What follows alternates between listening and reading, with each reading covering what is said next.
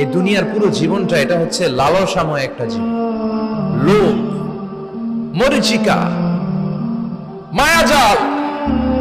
এই মায়াজালে আমরা আটকে আছি, ফলে মৃত্যুর কথা আমরা ভুলে গিয়েছি। পাগলের মতো ছুটছি, আরো টাকা লাগবে, আরো খ্যাতি লাগবে, আরো যশ লাগবে, আরো দাপট লাগবে। আমার এত টাকা দিয়ে কি হবে? এত সম্পদ দিয়ে কি হবে? এত ব্যস্ততা দিয়ে কি হবে তোমার? স্টপ, থামুন, অনেক হয়েছে। আন্না, থামুন, take a rest, take a breath and think about death. Think that you have to go back to your Lord. একটু বসেন না, একটু ভাবেন যে আমাকে চলে যেতে হবে, চলে যেতে হবে। এই কোলাহল, এই ব্যস্ততা, এগুলো থাকবে, থাকবো না আমি। সাইয়েদনা ওমর ফারুক বলেছেন, মুতু ক্বাবলা আন তামুতু, মরার আগে একবার মরো। হাসিবু ক্বাবলা আন তুহাসাবু আলাইকুম, তোমার হিসাব নেওয়ার আগে তুমি একবার নিজের হিসাবটা করো না। কাগজ বের করে একটু লিখো না কি কি ভালো কাজ করছিলা, যেগুলো দিয়ে নাজাতের ওসিলা হতে পারে। 1 2 3, আর কি কি আকাম কুকাম করছো দেখো না, লিখে দেখো তোমার অবস্থাটা কি। মরার আগে একবার মরো। মরার আগে খাটের মধ্যে শুয়ে শটান করে চোখ বন্ধ করে একবার মরার ভান করে দেখেন কেমন লাগে। চোখটা বন্ধ করেন আর ভাবেন আপনি নাই, কি কি হতে পারে ভাবেন। আপনার ছেলেমেয়েরা কান্না জুড়ে দিবে, আপনার প্রাণের স্ত্রী বিলাপ শুরু করে দিবে, বন্ধু বান্ধবের চিৎকার আর মাতম, স্থানীয় এলাকার মসজিদে ঘোষণা, অমুক এলাকার নিবাসী অমুক ভাই অমুকের ছেলে অমুক দুনিয়ায় নাই। সব আত্মীয়রা চলে আসবে, ফেসবুকে স্ট্যাটাস দেয়া হবে, সবাই সবাইকে জানাবে বিকাল 4টায় অমুক হাই স্কুল ময়দানে আপনার জানাজা। ছুটে আসবে, সবাই ছুটে আসবে আপনাকে শেষ বিদায় দিতে, গুড বাই জানানোর জন্য, আল ওয়াদা, বিদায় জানাতে আসবে সবাই। 4 তাকবীর দিয়ে আপনার জানাজা হবে, অশ্রুসিক্ত জানাজায় আপনার বিদায় হবে। কাঠের খাটিয়ার মধ্যে করে কাঁধে তুলে আপনারে কবরে নেওয়া হবে। আগে থেকে খুঁড়ে রাখা কবরটার মধ্যে আপনারে বিছিয়ে দেয়া হবে। পাশের কচি দিয়ে তার উপরে মাটির চাপা দিয়ে সব চলে যাবে। ভাবেন না একবার চোখ বন্ধ করে, this is the circle of life, this is the nature of life. এটা সবার হবে, আমার হবে, আপনার হবে।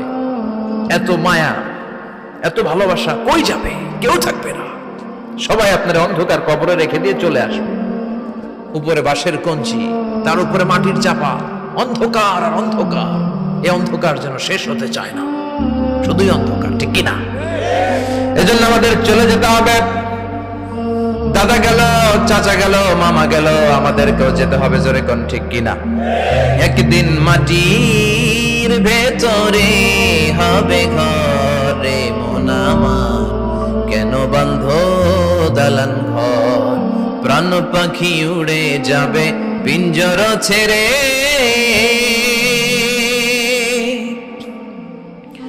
ধরা ধামে সবই রবে, তুমি যাবে চলে। বন্ধু বান্ধব যত, মাতা পিতা যারা সুত, সবই হবে তোমার পরে। মন আমার কেন বান্ধ দালান ঘর, একদিন মাটির ভেতরে হবে ঘরে মন আমার, কেন বান্ধ দালান ঘর, ঠিক কিনা? সব করে থাকবে, চলে যেতে হবে আমাদেরকে। এজন্য আখিরাতের কথা যেন আমাদের স্মরণ হয়। বিশ্বনবী বলতেন, নাহাইতুকুম আন জিয়ারাতিল কুবুর, আমি তোমাদেরকে কবর জিয়ারত করতে আগে নিষেধ করতাম, কিন্তু এখন নিষেধাজ্ঞা প্রত্যাহার করে নিলাম। এখন সব সময় তোমরা কবরের সামনে যাবা আর জিয়ারত করবা। কবরস্থানে জানতো বড়ুয়া কৃষ্ণপুরের এই গ্রামের কবরস্থান আছে কোন দিকে? পূর্ব দিকে আছে, গোখরার জলের ওদিকে। যান আপনারা, একটু যাবেন, একটু গেলে আখিরাতের কথাটা স্মরণ হবে। ওখানে ছোট শিশুরা শুয়ে আছে, কিশোর যুবকরা আছে, আপনার মতো তাগড়া যুবক, মুরব্বীরা আছে। এরা এই এলাকায় থাকতো, এরা আকাশ থেকে নেমে আসে না, এই এলাকার সন্তান, আজ নাই। একটা সার্টেন পিরিয়ড শেষে আপনিও থাকবেন না। This is the nature of life, this is the circle of life. ছোট্ট শিশু হয়ে এসেছিলেন, শৈশব, কৈশোর, যৌবন, প্রৌঢ়ত্ব। আগে ছিলেন সিঙ্গেল, বিয়ে করে হয়ে গেলেন ডবল। এরপরে আল্লাহ আপনাকে একটা মেয়ে দিল, এরপরে মেয়েকে বিয়ে দিয়ে শ্বশুর হলেন, এরপরে ওই মেয়ের ঘরে সন্তান হতে নানা হলেন। আর কতদিন? অনেক দিন হলো তো, অনেক লম্বা সময় পেয়েছেন আপনি। Think about death. এবার যাওয়ার কথা ভাবেন। আখিরাতের সামানের কথা ভাবেন, ফিরে যেতে হবে। কি শক্তিশালী যুবক, বার্ধক্য চলে আসলে লাঠি ছাড়া চলতে পারে না। কুচকুচে কালো দাড়ি সাদা হয়ে যায়, দাড়ির শুভ্রতা, বয়সের ভার, রং ধরা যৌবন জং ধরে শেষ, ঠিক কিনা? This is the circle of life. যুবক ভাইয়ের এটাই জীবন, চলে যেতে হবে, কেউ থাকতে পারবে না, ঠিক কিনা? এটা রিমাইন্ডার আল্লাহ এই সূরার ভেতরে দিয়েছেন যে তোমাদেরকে ফিরে যেতে হবে, এই লোভ লালসা ছেড়ে দাও। রব্বুল আলামিন বলেন, আল্হাকুমুত তাকাসুর হাত্তা যুরতুমুল মাকাবির। ও গোলাম, দুনিয়ার সম্পদ, লোভ লালসা তোদেরকে পাগল বানিয়ে দিয়েছে।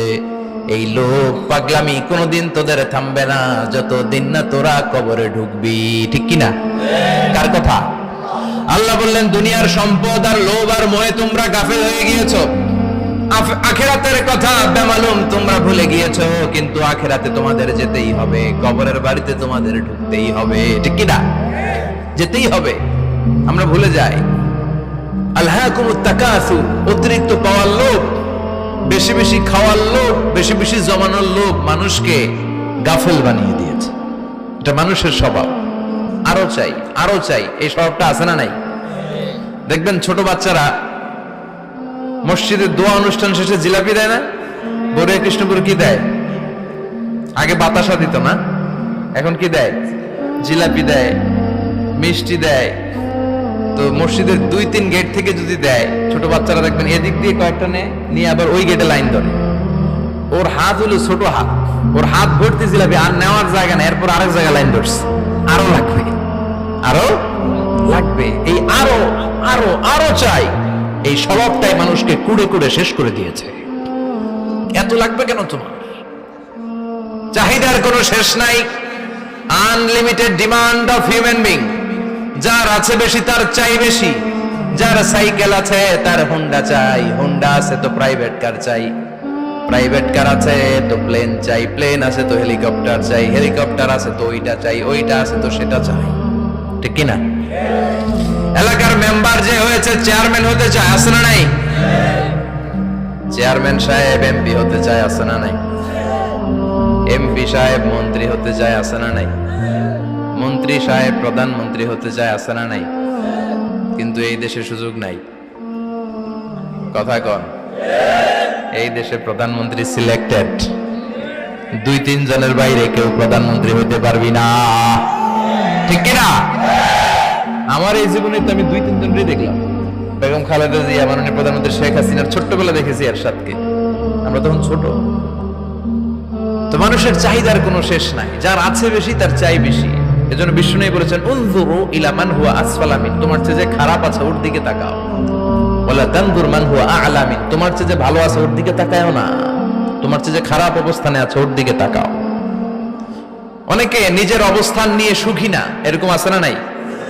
আল্লাহ আমার এটা দিল না রে, ওইটা দিল না রে, পাইলাম না রে, কিচ্ছু হয় না, কি করব জীবনে, হতাশ। আসলে আছে কিন্তু অনেক, কিন্তু শুকরিয়া নাই, ডাকাত, ঠিক কিনা?